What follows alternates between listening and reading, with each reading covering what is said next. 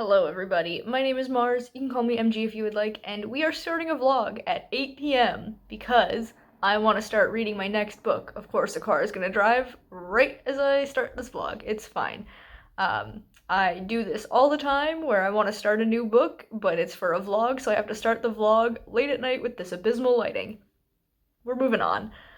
This is my Honeybee Society vlog for the months of March and April, so I'm getting it done in March. I feel like this has been the pattern so far, where the first book I read for this book club, I read in the second month that I had the opportunity to read it, because the book club picks one book for 2 months. But then the second one, I read it really early on in the first month, then the last one, I read it really late in the second month that I had to read it. Now here we are in the first month, although it's like the middle of the month, so I'm not like reading it super early. But yeah, if you don't know what I'm talking about, the Honeybee Society is my book club where we pick one dark academia book to read every 2 months, and I do a vlog for it. This will be quite spoilery. There's also a Discord if you want to come chat, and I will do my best to remember to link that in the description if you would like to join. But the pick for March and April is Bunny by Mona Awad. This is the one that I'm like the most nervous going into because Mona Awad is a second chance author for me. I picked up All's Well by her a couple of years ago and DNF'd it like a chapter in because I hated it. I was not having a good time and did not want to continue. But I am going to let myself be tentatively excited for Bunny. If you don't know what this book is about, I will read the back for you. So it says, a scholarship student who prefers the company of her dark imagination to that of most people, Samantha Heather Mackey is utterly repelled by the rest of her graduate fiction writing cohort at New England's elite Warren University, a clique of unbearably saccharine yet sinister rich girls who call each other Bunny and seem to move and speak as one.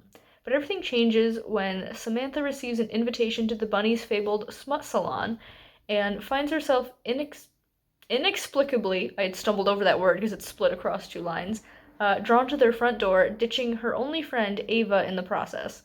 As Samantha plunges deeper and deeper into the bunny's world and begins to take part in their monstrous experiments, the edges of reality begin to blur. Soon her friendships with Ava and the bunnies will be brought into deadly collision. So I literally know nothing about this book beyond that blurb, like I have no idea what happens or anything, but I've heard some people say that if you like Catherine House by Elizabeth Thomas, then you would like Bunny, and I did really like Catherine House. I have it right here behind me. This is my Dark Academia horror shelf, and I did really enjoy Catherine House, so I'm hoping I like this more than I liked All's Well. It is how long? 305 pages, so not very long, but like, look at how microscopic this font is. What? Who, like, gave publishers permission to print books with this tiny ass font? That is insane. Yeah, I don't know how often I'm gonna update you on this. There are 3 parts to this, but there are 30-something chapters. I'm definitely not going to update you every chapter, but I feel like I should update you more than 3 times during this reading experience, so we'll see. I'll probably just read a handful of chapters, come talk to you, tell you what happens, and give you my thoughts on it, and then carry on. I do like this cover. I am enjoying covers with animals on them more and more lately. So this is just like the silhouette of a rabbit, or a bunny, I guess. But I think it's pretty cool. I do like the bright pink and the yellow. I think that's really fun. Yeah, so I'm gonna get started on reading this. I don't know how much time I'm gonna have to read this week because it is currently Sunday night. I'm working Monday, Tuesday, Wednesday, Thursday, Friday. I'm opening Monday, Tuesday, Wednesday, closing Thursday, Friday. So, like, I'll have time, and also I'm really hoping that work is not as stressful as it has been. I work in an ice cream shop, if you did not know, and with the weather getting nicer, we have been getting so busy, except most of our staff are high school and college students, so a lot of them can't open during the week, and so a lot of the times it's just myself and one other adult worker. She's 25, I'm 27, if you didn't know. It's usually just the two of us until like at the very earliest 2 p.m. is when one of our college students comes in on Fridays, but Monday through Thursday it's usually not until 4 or 5. Like sometimes we're there by ourselves for like 5 hours, and it's stressful. But many of our employees have spring break this week, so we do have a little bit of extra help. So I'm hoping work is not super stressful, which is great because I seem to have injured myself and my entire right arm has been hurting for like the past 36 hours. So that's great as a right-handed person who scoops with their right hand. Yeah, I was gonna say looking forward to this week, but like that felt a little bit too mean to be sarcastic. I am looking forward to this week because I've got some fun things happening, and including reading this book, even though I am apprehensive about it. But yeah, I'm gonna stop rambling. I will start this book when I get into bed for what I call bedtime book club. It's literally just me sitting in bed reading, waiting for my boyfriend to come to bed. It's silly, but I think it's really funny. I like the alliteration. But yeah, that is my plan. So I will pick up Bunny in a little bit, and I will see you tomorrow at some point with an update probably. Good morning, friends. I'm here with my first update on Bunny. I am about 60 pages in. I actually might be exactly 60 pages in, and I figured this would be a good place to update you because I'm halfway through part 1, and it's interesting. I don't quite know how I feel about it, but we can talk through that.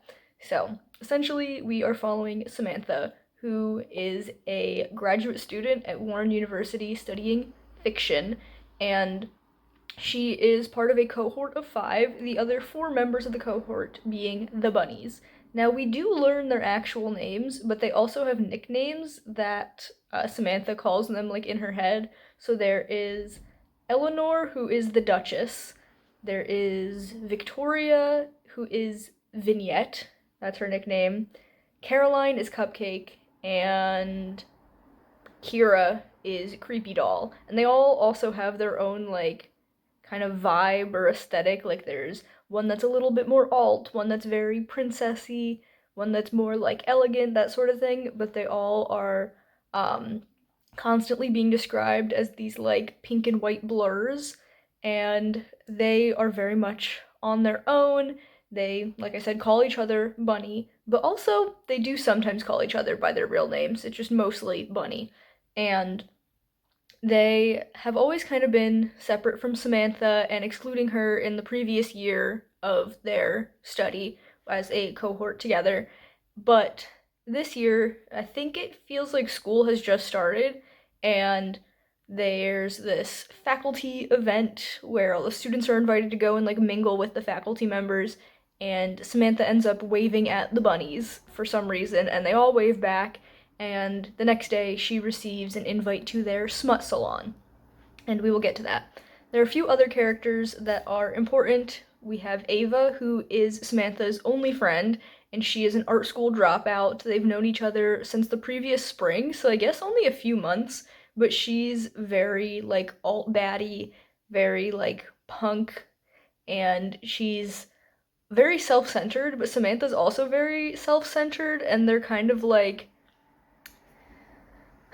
okay, I have a degree in English literature, creative writing, so I spent a lot of time in an academic setting around creative people, and if you have also done that, then you would know exactly what I'm talking about, but Samantha and Ava have the vibe of a, like, tortured artist, but specifically the ones who are like, woe is me, I have this great art inside me, but I'm being blocked and I can't access it kind of vibe, and, like, it's pretty insufferable. Um, but that's kind of what we're dealing with the setup.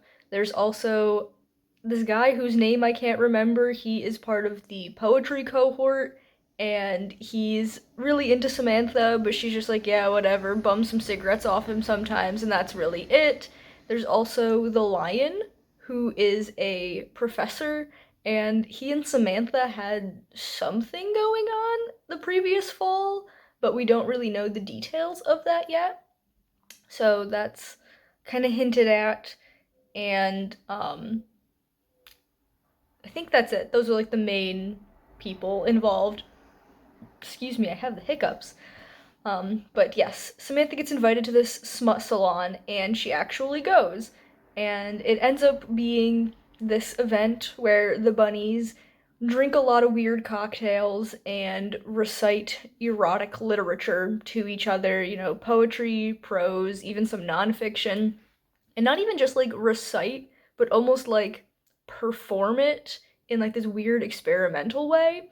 And so Samantha gets very drunk. She tells the story of when she was in a play in high school where she and the guy she had a crush on played a married couple who died because it was a murder mystery, and so they like get electrocuted and have to lay on the stage dead together for several minutes, and how that was like an erotic experience, but then the bunnies are like, yeah, that's really cool, but like, did you ever actually sleep together?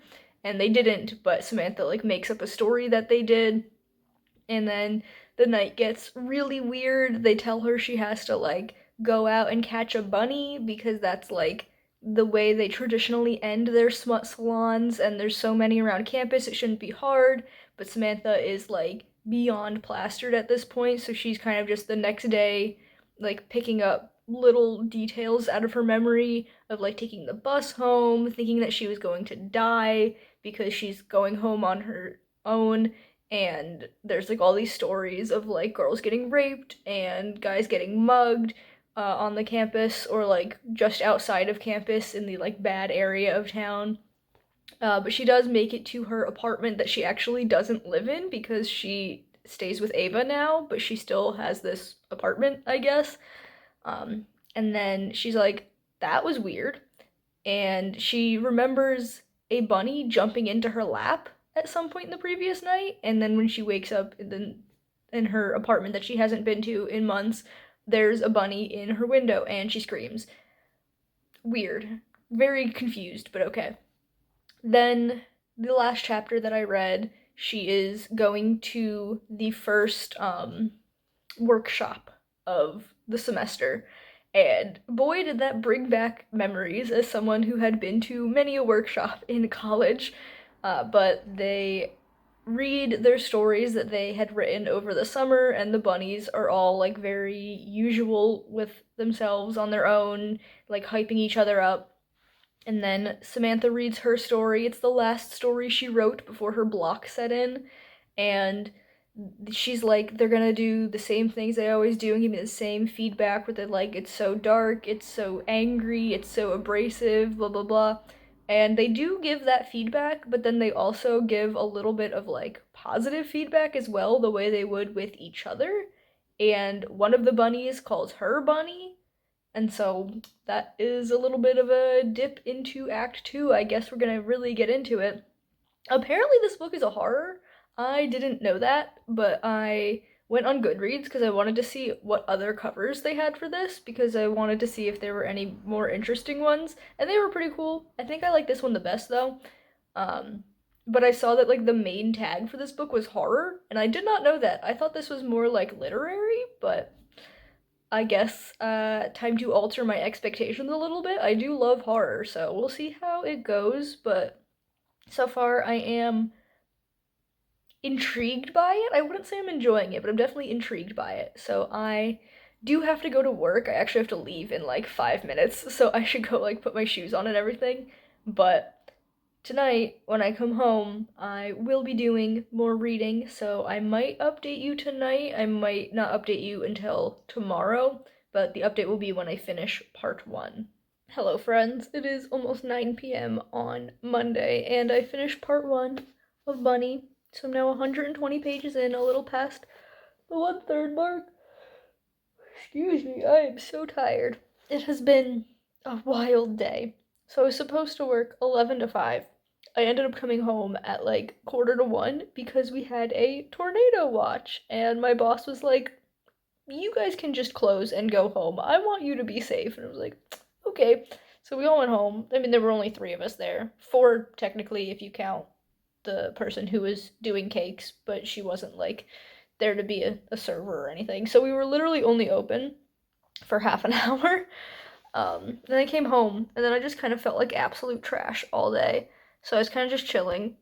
I did do some productive things, but not things that were on my to-do list because the Magical Readathon announcement dropped, and that made me just want to plan out all of my reading for April. So I did, and I filmed my TBR video and everything. So yeah, I did do some stuff, but then I had a really bad headache, so I took a little bit of a nap, and then I ate dinner. No, I showered and then I ate dinner. And then I went back to reading Bunny, and I got to the end of part 1, and now we're here. So what has happened since I updated you? After hanging out with the bunnies, Samantha doesn't see Ava for 2 weeks, and then when they finally do meet up again, it's like kind of weird, and they get off on the wrong foot, and Samantha ends up running away, and then she attends this like ball, this prom sort of situation with the bunnies, where there are these weird glassy-eyed guys there, and then they're like, we have a surprise for you, and the bunnies all go upstairs to the attic, and there's some screaming, which Samantha's like, what the heck is happening? But then they come back down, and they're like, this is your surprise, and it is the guy that she had a crush on in high school, that she was like in the school play with and everything, who's there, but he's like really weird acting, but she kind of like brushes it off because she's like, this is so fun, this is so cool, but she's also like getting intoxicated, so that also helps her ignore the weird things. But then he starts like saying really awful things, but like things that would be from the POVs of the bunnies, being like, you always think I always thought that you were better than us, and you wouldn't like hang out the few times we'd asked before, and blah blah blah, all that stuff. And then his head explodes. Yeah. And so Samantha like passes out. She's freaked. And when she wakes up, one of the bunnies gives her these pills that keep her kind of like hazy. And so she's like constantly drugged up from that point on. And then the bunnies invite her to their workshop. And it is in the attic where she didn't go before. And they do some weird experiment things, and then they have these bunnies, and the bunny explodes, and then in walks a man, and they're like, oh, this isn't like working, like we didn't get it like quite right, like what can we do to improve the next draft? And so then they kill him with an axe, they explode another bunny, and then get like the next draft of this guy, and then do that a couple of times until they are satisfied with the results. And that is where we end off. So we're definitely getting the horror. And it's so weird. And I'm like, I still don't really know how I feel about this. So, yeah. I am going to do my journaling for the night and then get in bed and do more reading because I'm intrigued. I have no idea where this book is gonna go, and I want to see where it goes, but I can't really say I'm enjoying it. Oh my god, I'm gonna yawn again. Okay, I think that's my cue to stop talking, but yeah. I have work again tomorrow from 11 to 5, and the weather is supposed to be nicer. It's supposed to be super sunny and no clouds, but also only a high of 39. So that's annoying, but hopefully tomorrow I actually, work my full shift because I need money. But yeah, I will see you when I'm halfway through part 2 of this book. Okay, it is nearly 11 p.m., but I wanted to come back here to give you this update. This feels really weird. I didn't feel like pulling my chair out to sit at my desk to update you, so I have my phone on my bookcase, and I'm sitting on the arm of my chair, and like this is the back of it. Very odd angle, but it's what we've got. but I've read the next however many pages of Bunny to bring me to halfway through part 2, and in this part so far, Samantha has become one of the bunnies, and she's just kind of along for the ride with them, very like hazy, out of it all the time, going through these experiments and all that. And then one day they're going to the mall, and a stranger pulls her into an alley and like kidnaps her essentially, except it's not a stranger, it's Ava. And Ava's like, I've been looking for you everywhere. How did you drop off the face of the earth for the past 2 months? And Samantha's like, still coming out of things, and she like recognizes Ava, but she doesn't really, and like she kind of remembers things from pre-bunny era in her life, and it's just a whole confusing thing. But then Ava's like, I'm skipping town, I hate it here. And Samantha doesn't really know why, but she's like trying to argue that Ava should stay, but Ava's like, no, I am leaving. Then the bunnies show up, and Ava leaves the diner that they were at, and Samantha tries to find her. No luck. They run into Jonah, who is the poetry boy that I mentioned before, and the bunnies leave her with him as some sort of like punishment. I say the bunnies. Ava is not Ava. Eleanor, aka the Duchess, is the one who's kind of like the mastermind behind all this. Um, they leave her with him, and he drives her around while she's looking for Ava, although she says she's looking for a book. Sure. And sorry, I'm looking to my side. I just realized I have ML Rio and ML Wong next to each other, and I didn't like register that they have the same initials until right now. That's very funny. Anyway, she then goes to confront the bunnies, and she's trying to repeat to herself that like they hate me, I hate them, to like knock her out of this haze that she's in. But then when she goes in, she's like terrified they're gonna tell her that they're kicking her out of the group, but instead they say that they want her to lead the workshop, their little experiment that night, to create not a boy. They refuse to call them boys. They're like drafts or darlings or words like that. And so she tries to run this experiment, this workshop. Hold on, give me 1 second. Okay, my boyfriend didn't realize I was in here updating my vlog, so he was like getting ready for bed, and he's like, where are you? But I told him I needed 2 more minutes to update my vlog. Yeah, what was I saying? Samantha is running this workshop experiment thing and fails. The bunny ends up hopping away. Oh my god, here comes another yawn. The bunny hops out of the room, and they're like, well, cool. And then they're very like, not really passive aggressive. That's not exactly the word I want, but like very backhanded with her. They're like, oh, it's fine. I mean, like, this has never happened to any of us, but like, it's fine that it happened, kind of thing. And then they all leave this house they're in. I think it's Kira's house, maybe? I don't remember. But they leave and they find these animal tracks that are a little bit fucked up, and they follow it and they find a boy. Specifically, it says, they're much too big for a bunny, I think, but then I follow Vignette's gaze to the bus shelter. A dark, hunched shape inside. A boy-shaped shape. A boy. My heart starts to thump in my chest. So, like, it wasn't a failure? I don't know. But I will pick this back up tomorrow morning before work and hopefully get to the end of part 2. Part 2 is definitely the shortest of the 3 parts. So I should be able to read the second half of part 2 tomorrow before work to update you. And then when I come home, do more reading in the evening. Maybe finish this tomorrow?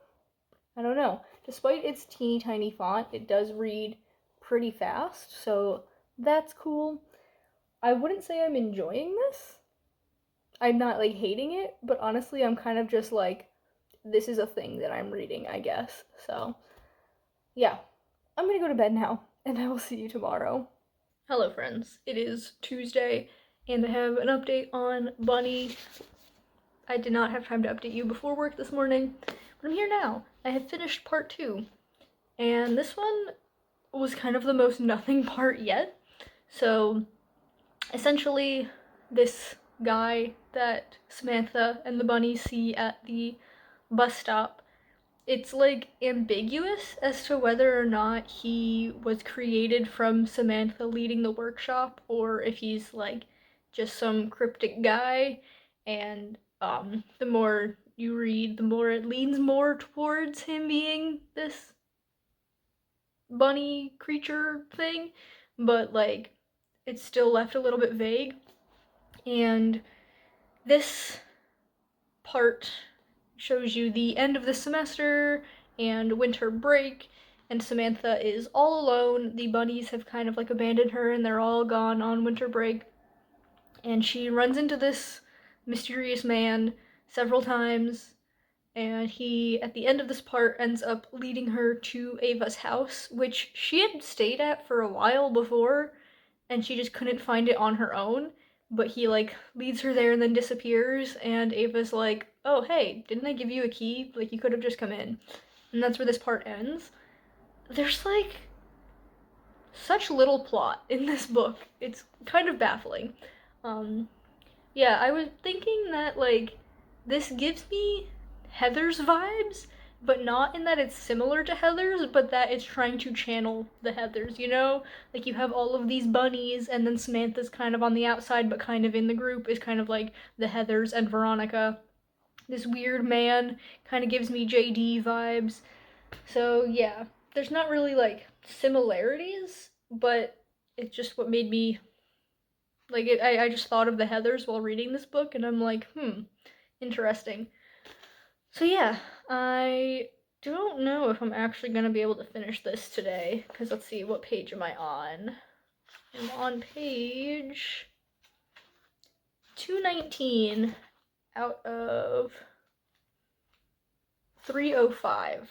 So 86 pages? Maybe. But right now, I think I'm gonna go have some soup for dinner. It is bitter cold, and the heat is broken at my job, which is scooping ice cream. So it's cold no matter what, because we have to be in freezers all day. But then the fact that the heat isn't working means that it's like 64 degrees in the store. And also, at some point today, our hot water cut out, so I was washing my hands with cold water all day. Wonderful. But I'm gonna try and finish this up today. If not, then tomorrow morning, because I have work at 11 again. Tomorrow it's 11 to 6, which 11 to 5 is so doable, but Wednesdays when I work 11 to 6, that last hour is just torture to me. I don't know. But yeah, I will give you an update halfway through part 3, and that's it. I'll see you then. Alright, I am here for my penultimate update on Bunny. This book is nothing. This literally nothing is happening. So Samantha is now living with Ava again, and it slips into essentially the life they were living the previous summer, even though now it's winter. Like there's even like the exact line of like summertime and winter, which I thought was kind of dumb. But anyway, they're having a good time, and then the man shows up, the bunny man, the one that Samantha created, and he's like, "Hey, my name is Max. Actually, I live here because I'm Ava's boyfriend." Samantha's understandably not happy with this, and she witnesses them being together, and he is constantly telling Ava all of these things, and Samantha recognizes what he's saying because they are things that she has written about Ava in her old notebooks. And then she goes snooping and finds out that he is like fucking with the bunnies and like leading them on in order to mess with them. And Samantha's hypothesis about this is that because she created him, he only feels what she feels, so he only loves Ava because she loves Ava. He only wants to mess with the bunnies because she wants to get back at the bunnies for messing with her. And then there is one final workshop, not the creature creating workshop, but like an actual literary workshop. And the bunnies are all like separate. They're not like friends anymore, and they're all like clearly struggling with a lot of things, and it's rough. But Ava, or not Ava, Samantha's like, okay, I don't know what to do with all of this. And now she is going to a meeting with the lion, who is her thesis professor. I don't know. Thesis advisor, I think is the phrase. I don't know if I mentioned that. But she has not been turning in any writing because she's had this whole block. But then when she was living with Ava again, the block was lifted. But then Max showed up and she's feeling blocked again. It's this whole thing. So I've got 37 pages left, I think, something like that. I should be finishing up quite shortly because I just want to be done with this. Because it's not even like I dislike it, I just have no feelings towards it whatsoever, and I just don't want to be reading it anymore. So, yeah, I'm gonna finish this up, and then I'll be back to tell you about it. So, see you in a little bit. Okay, it is 8:50 p.m., and I finished Bunny. I just don't.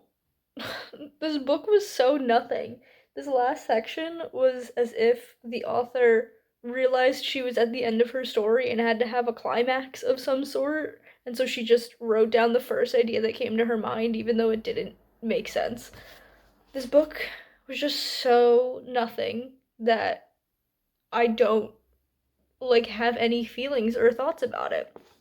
It is very clearly reminiscent of other stories. Like I think I mentioned earlier, it feels kind of like Heather's. It also feels kind of like The Bell Jar or The Virgin Suicides, except it doesn't accomplish anything that those stories accomplish.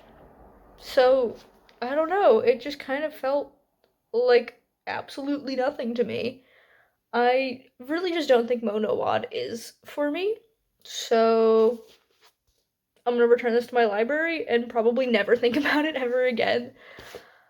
Dang. Another bummer for the book club. My bad. I will try and pick better books next time. The next pick is for May and June, and we will be reading Legendborn by Tracy Deonn, which I'm so excited for. I really think I will love that one, which is great. Hopefully other people will love it too. The other people in the book club, which, as I mentioned, you are free to join if you so desire. And that's the last pick that we have picked out. I think sometime in like April, maybe May, I will put out another like interest form of some dark academia books that I know people might want to read, and we'll do like a poll to see where the most interest lies and pick our books for the second half of the year. But that is a little ways off yet. For now, I guess thanks for coming along on this journey with me, even though ultimately I feel like we went absolutely nowhere.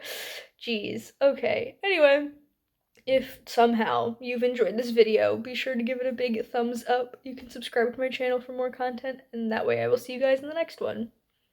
Bye, everyone.